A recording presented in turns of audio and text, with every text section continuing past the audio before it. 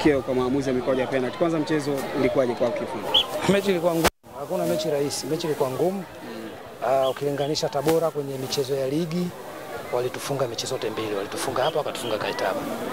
Kwa hiyo ulikuwa ni mchezo mgumu kwa sababu mchezo wa tatu, lakini hasa ugumu umeongezeka ni kwa sababu ni mchezo ambao lazima mmoja afungwe. Kwa hiyo tunamshukuru Mungu tumeweza kupata matokeo, hicho ndio ambacho naweza kusema. First half mwalimu pamoja na kwanza kutanguliwa kufungwa baada ya kusawazisha ulidominate zaidi game, lakini changamoto ilikuwa ni kwenye namna gani ya kuconvert zile nafasi kuziweka kwenye usahihi wa matendo. Shida ilikuwa nini? Hakuna shida. Mchezo wa mpira ni mchezo wa makosa. Pale unapofanya kosa ndio unaruhusu goli, lakini wewe unaweza kutengeneza nafasi na kama haukuzitumia ndio hayo makosa ambayo tunaongea. Kwa hiyo mimi nadhani haikuwa mbaya sana, haikuwa mbaya na tumecheza vile ambavyo tulijiandaa kwenye viwanja vya mazoezi kuja kucheza mechi. Kila mechi ina game plan yake ya kucheza. Vile ambavyo tumecheza ndio tulivyoandaa kwenye mazoezi. Yote kwa yote tunasema tunawashukuru wachezaji. Wamefuata yale ambayo tulifanya kwenye mazoezi, wamepambana, wamejitolea. Tulikuwa nyuma goli moja wametoa, lakini tumekuja kwenye penalti tumeweza kuwin. Mimi nasema pongezi kubwa ziende kwa wachezaji. Chalamanda umemwamini mwishoni na amekuja kukusaidia kwenye mikwaju ya penalti. Hii inaonyesha ni kwamba yeye ni mzuri kwenye mikwaju ya penalti.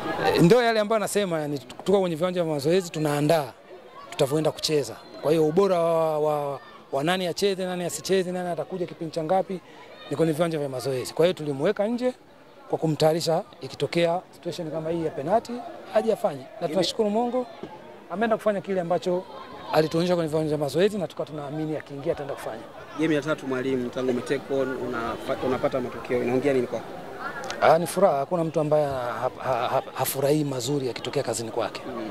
Kwa hiyo mimi kwangu ni furaha, lakini yote kwa yote siku ya mwisho tunasema wachezaji ndio wanakuja kucheza. Sisi tunaandaa kwenye viwanja vya mazoezi, lakini yale ambayo tunaandaa kwenye viwanja vya mazoezi wachezaji wanakuja kuvitafsiri kwenye game. Kwa hiyo mimi niwapongeze wachezaji. Kocha, nje ya mchezo huu kwenye ligi mnaonekana mfanye vizuri, lakini bado mna nafasi ya kufanya maandalizi ya kupata nafasi ya kusalia kwenye ligi. Maandalizi yakoje, mipango yenu ikoje? Mimi nadhani bwana, ukimuuliza hata mtoto mdogo anajua situation ambayo msimamo ulivyo, situation ambayo Kagera alipo. Kwa hiyo sisi tukianza kuiongelea nafasi ambayo timu ipo tutashindwa kufanya vitu vingine ndani ya uwanja. Tunajua hatuko nafasi nzuri, hatuko nafasi salama. Kwa hiyo sisi tunaendelea kupush kwenye mazoezi kuhakikisha kila mchezo uliobaki tuweze kupata matokeo, timu itoke kule ambapo ilipo. Unajiandaje mwalimu kukabiliana na changamoto ya kuhakikisha kwamba timu inafanya vizuri kwenye mashindano haya ya shirikisho pamoja na ukiwa unapenda kazi nyepesi hauwezi kufika kule ambapo unatarajia kufika. Lazima ukutane na kazi ngumu ili ukue. Kwa hiyo hii ni ngumu. Unaweza ukaanza kuwa na wasiwasi kwa nini Juma alikubali na nini, lakini lazima ufanye kazi ngumu ili upate mafanikio. Shuti.